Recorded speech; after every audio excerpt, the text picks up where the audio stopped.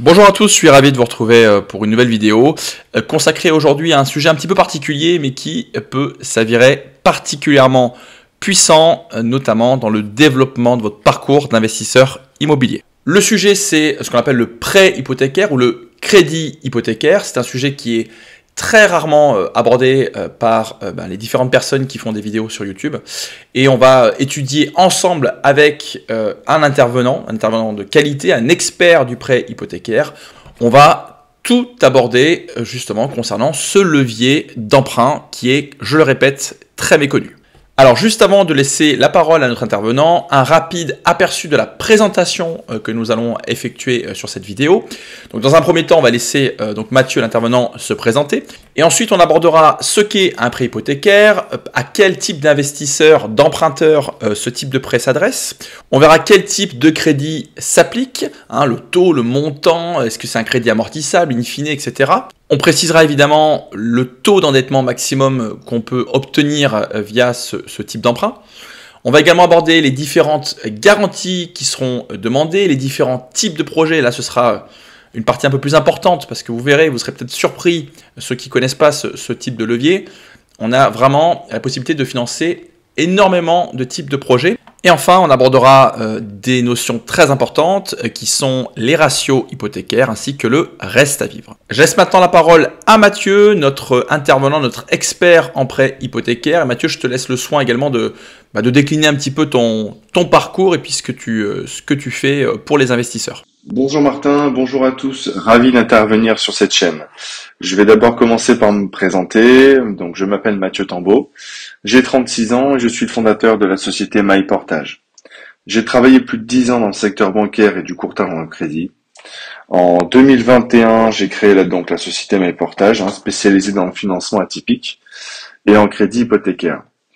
Ces 10 dernières années m'ont permis de constituer des solutions de financement en dehors du système bancaire classique que tout le monde connaît, pour les professionnels de l'immobilier. Merci Mathieu pour cette présentation. Est-ce que tu peux commencer par nous donner une définition de ce qu'est un prêt hypothécaire, un crédit hypothécaire? Alors oui, bien sûr, un prêt hypothécaire est tout simplement un emprunt garanti par un bien immobilier. Il s'agit d'une forme de financement historiquement très connue, qui consiste simplement à prendre en garantie un bien immobilier existant ou à financer pour financer toutes sortes de projets, que ça soit pour de l'acquisition, du projet ou de la trésorerie. Voilà, merci pour cette définition. Alors évidemment, on va détailler un peu plus tard dans cette présentation tout ce qu'on peut faire, tous les types de financement. Donc Mathieu se fera un plaisir de vous expliquer un peu tout avec des exemples.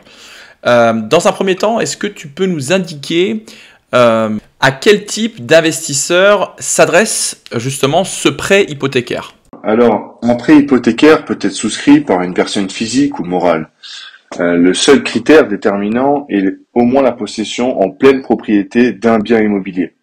Très bien, est-ce que ça s'applique seulement à un type de profil ou est-ce que ça peut s'appliquer à différents types de professions ou de statuts? Les professions, on va dire, les plus appétentes à cette forme de prêt sont donc les professionnels de l'immobilier, petits ou moyens promoteurs, mais pas que. Il y a également des salariés, des retraités, des rentiers, des chefs d'entreprise, des artisans qui souhaitent acquérir une nouvelle affaire. Même un fonctionnaire peut tout à fait avoir un prêt hypothécaire. Mais en tout cas, pour nous, ce qui nous intéresse, on est plus sur des formes de personnes morales, donc en SCI ou même de la SCRL, immobilière sans salarié. On pourra tout à fait suivre ces dossiers. Très bien, donc concernant la typologie des investisseurs, effectivement, ça peut s'appliquer à quasiment tout type de profil. Maintenant Mathieu, est-ce que tu pourrais nous indiquer quel type de crédit s'applique lorsqu'on justement on utilise ce prêt hypothécaire? Oui, bien sûr Martin. Donc finalement, les conditions de remboursement d'un prêt hypothécaire sont assez simples. Il y a deux options. Un prêt amortissable classique avec un remboursement donc capital et intérêt sur une durée qui varie entre 10 et 25 ans. Mais on peut également opter pour les multipropriétaires, j'insiste bien, pour les multipropriétaires d'un prêt in fine où vous allez pouvoir donc payer les intérêts mensuellement et tout le capital à terme, c'est-à-dire sur une durée qui peut varier entre 5 et 10 ans. Pour ces deux formes de remboursement, les taux restent fixes, que ce soit pour une personne morale ou physique, peu importe, ils resteront fixes sur toute la durée du prêt. Merci Mathieu. Est-ce qu'il y a des notions de montant minimum à emprunter pour pouvoir utiliser ce prêt hypothécaire?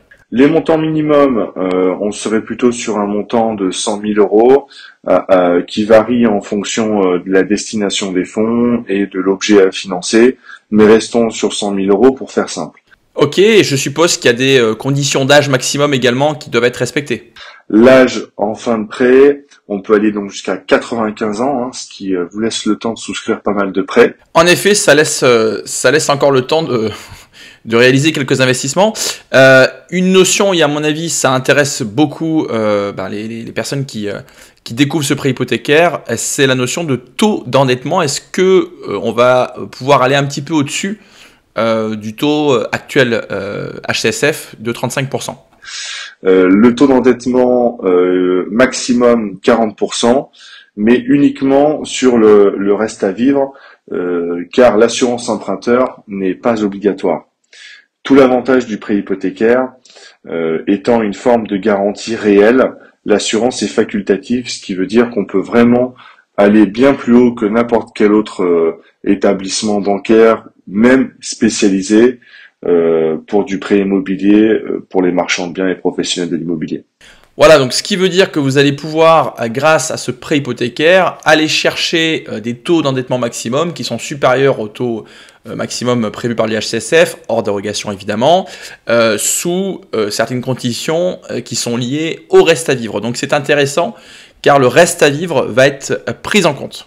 Voilà, maintenant on va aborder une autre notion, Mathieu, si tu le veux bien, c'est la notion de garantie, puisque je suppose effectivement qu'il y a des garanties qui vont être demandées. Écoute, le prêt hypothécaire, finalement, tout est dans son nom, nécessite une garantie de premier rang, une garantie hypothécaire de premier rang, qui peut être prise sur n'importe quel bien immobilier détenu en pleine propriété, maison, appartement, immeuble. La banque prêtera entre 30 et 50% de la valeur du bien selon la localisation du bien immobilier proposé en garantie.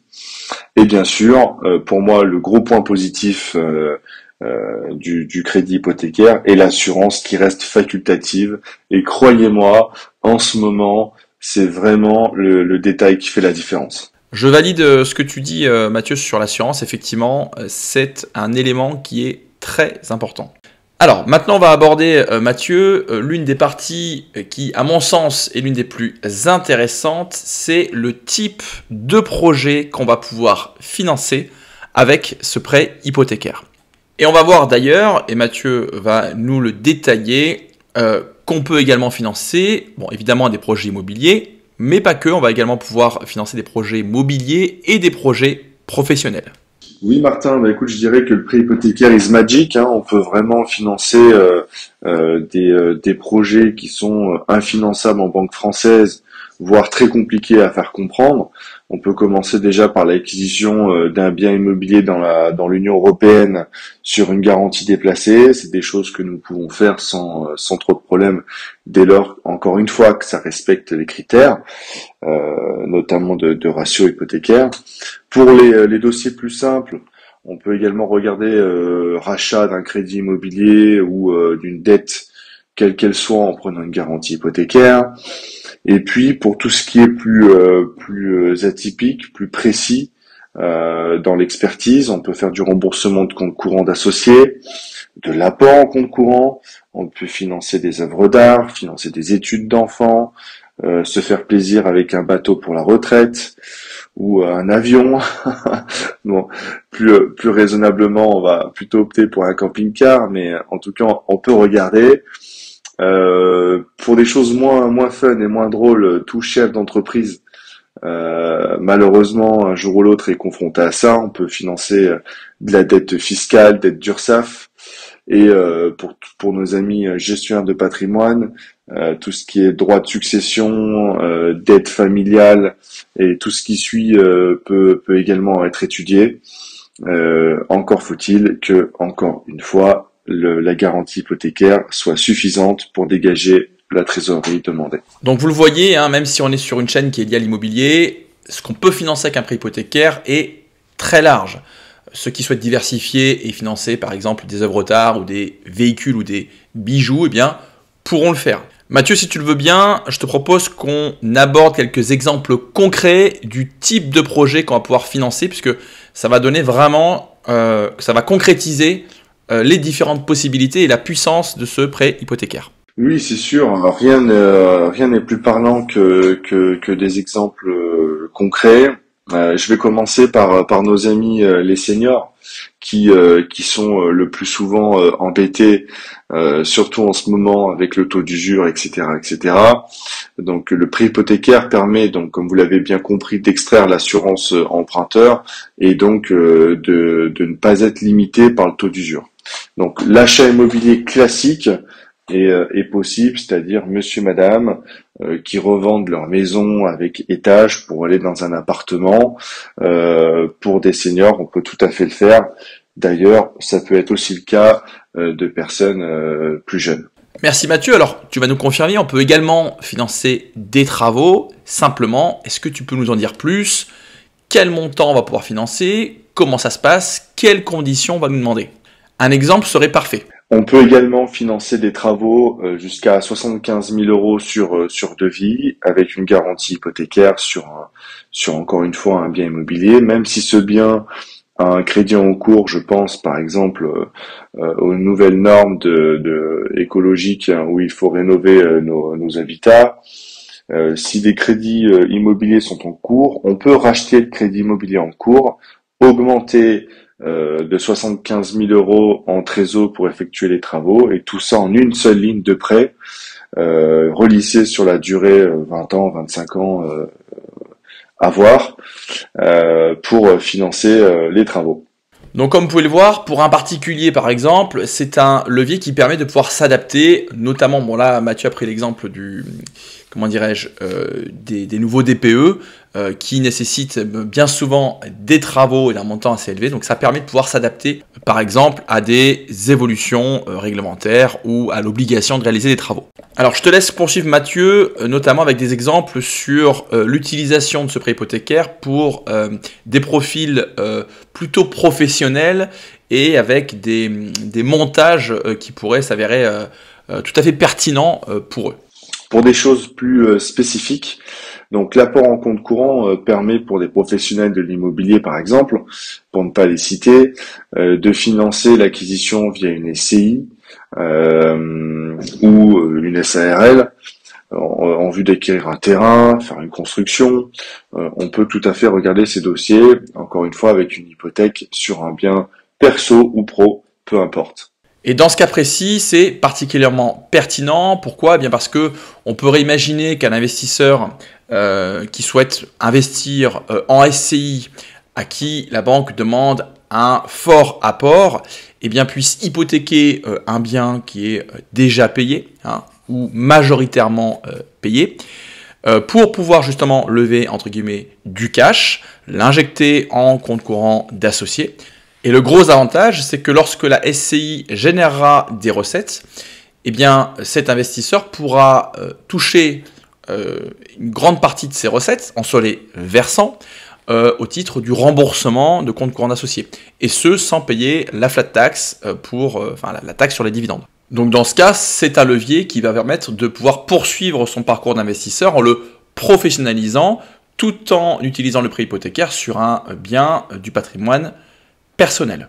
De même, si on est dans le cas d'un investisseur qui souhaite financer un projet de marchand de biens, par exemple, en marchand, évidemment, on nous demande un fort apport, eh bien, c'est un levier qui va permettre également, en hypothéquant un bien du patrimoine perso professionnel, eh bien, d'injecter en compte courant d'associés eh bien, le cash qui aura été produit par ce prêt hypothécaire.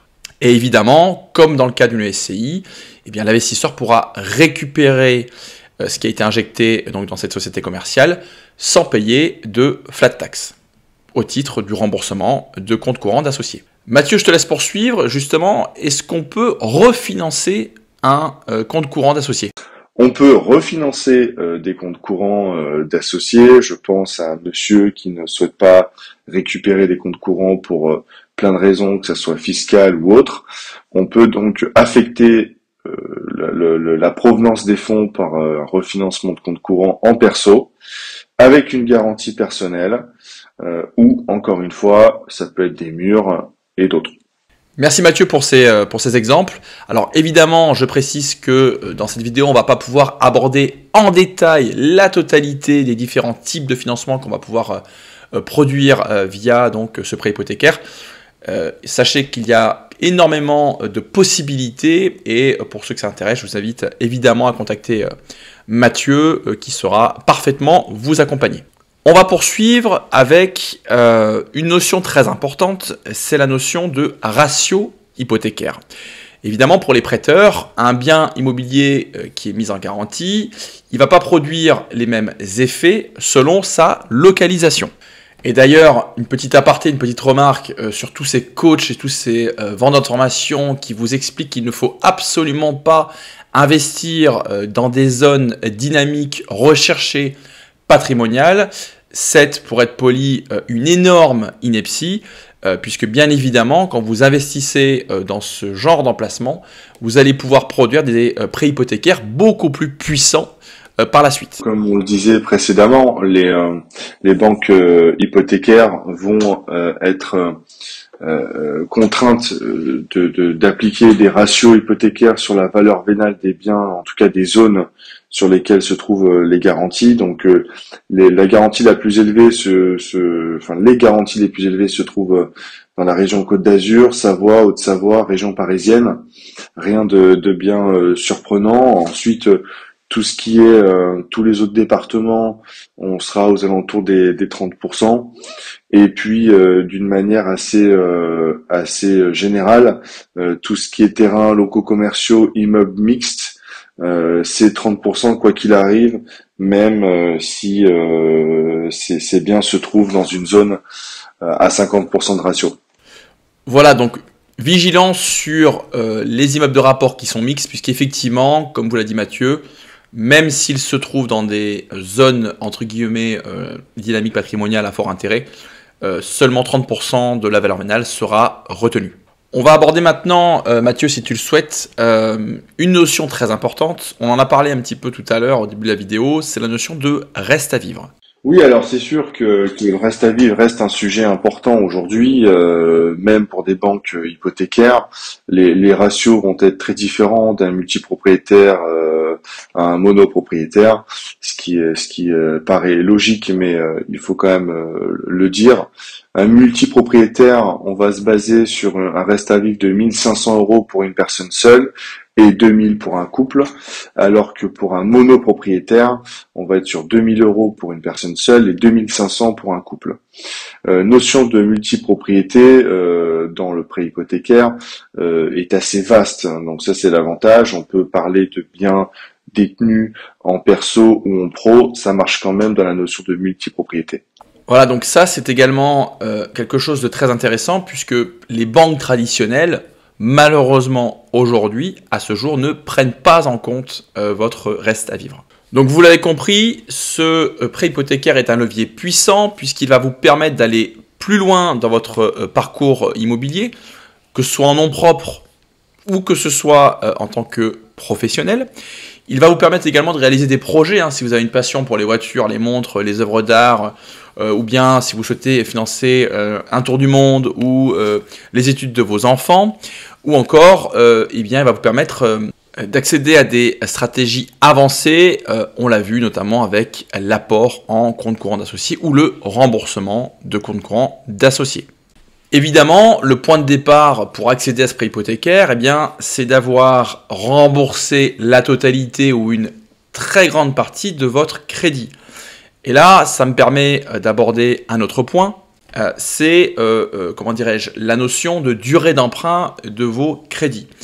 Vous le savez, je suis en désaccord total avec ce que prétendent bon nombre de coachs immobiliers. D'ailleurs, je l'ai démontré sur cette chaîne avec des vidéos comparatives. Beaucoup vous indiquent qu'il faut absolument emprunter sur la durée la plus longue, 30 ans, 35 ans si c'était possible. Évidemment, moi je suis opposé à cela. Évidemment, ça va dépendre de votre profil, de vos objectifs, mais prenez bien conscience que l'immobilier, un parcours immobilier, c'est sur du long terme. Hein. On doit réagir sous le prisme de la globalité et non pas sous le prisme de l'immédiateté.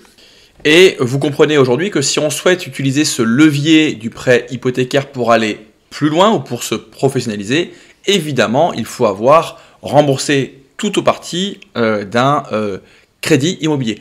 Donc évidemment, ceux qui ont pris des durées un peu plus courtes ou qui ont pu à un moment donné solder certains crédits, aujourd'hui, ils peuvent utiliser un levier qui, croyez-moi, est très puissant et que d'ailleurs, bon nombre de vrais rentiers immobiliers qui touchent de vraies rentes, puisque effectivement, quand on n'a plus de crédit face à un prêt, face à un bien immobilier, pardon, eh bien effectivement, on est un vrai rentier, en tout cas, on touche de vraies rentes. Et si elles sont suffisantes pour qu'on en vive, on est un vrai rentier, on ne touche pas du cash flow. Et donc ce levier du prêt hypothécaire permet à bon nombre de vrais rentiers de continuer à investir et même, et c'est souvent le cas, de pouvoir effectuer du marchand de biens, la promotion, etc. Donc pour utiliser ce levier, effectivement, il vaut mieux ne pas avoir écouté les coachs sur la durée d'emprunt et il vaut mieux ne pas avoir écouté les coachs qui vous expliquent que la résidence principale, c'est un passif. Ça, encore une fois, je ne vais pas revenir dessus. Je l'ai prouvé dans différentes vidéos que c'est une ineptie. Et je l'ai prouvé mathématiquement d'ailleurs. Donc, effectivement, tous ceux qui ont investi jeunes dans leur RP, ou en tout cas qui ont réussi à la financer sur des durées pas trop longues, eh bien, ils peuvent également s'appuyer sur cette résidence principale pour faire du prêt hypothécaire. Donc, prenez vraiment du recul sur tout ce que vous indiquent ces coachs immobiliers parce que ce sont très rarement de bons conseillers. Mathieu, avant de te remercier de nous avoir, comment dirais-je, apporté ton expertise, je te laisse nous apporter ta vision, une sorte de conclusion sur ce prêt hypothécaire.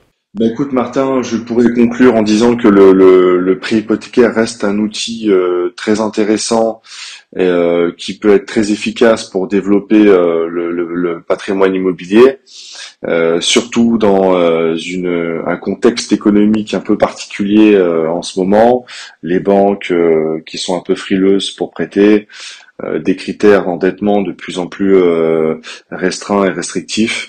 Voilà, le prêt hypothécaire permet de dénouer beaucoup de problématiques diverses et variées, comme vous avez pu le voir. On peut passer d'un apport en compte courant pour une construction à un financement d'une dette fiscale, en passant par le financement d'un bateau pour quelqu'un qui veut faire un joli tour du monde s'il en a envie. Voilà, aujourd'hui, ça reste des solutions qui sont difficilement finançables en banque classique française. C'est tout à fait exact, donc n'hésitez pas à solliciter Mathieu, il prendra plaisir à vous répondre. Et pour ceux qui connaissent notre groupe de marchands de biens, donc c'est un groupe qui rassemble plus de 10 000 marchands de biens, alors des débutants et des marchands de biens confirmés. Eh bien, n'hésitez pas, lorsque vous contactez Mathieu, eh bien, à vous présenter comme membre de ce groupe et eh bien, il aura encore une meilleure attention pour vous. Merci à toi Martin, merci à la team MDB, j'espère avoir été clair et puis je me tiens à votre disposition pour étudier vos dossiers. À très bientôt la team. Mathieu, merci encore de nous avoir apporté ton expertise, c'était un plaisir bien de t'avoir sur cette vidéo. Je vous dis à très bientôt pour une autre vidéo et bon projet à tous.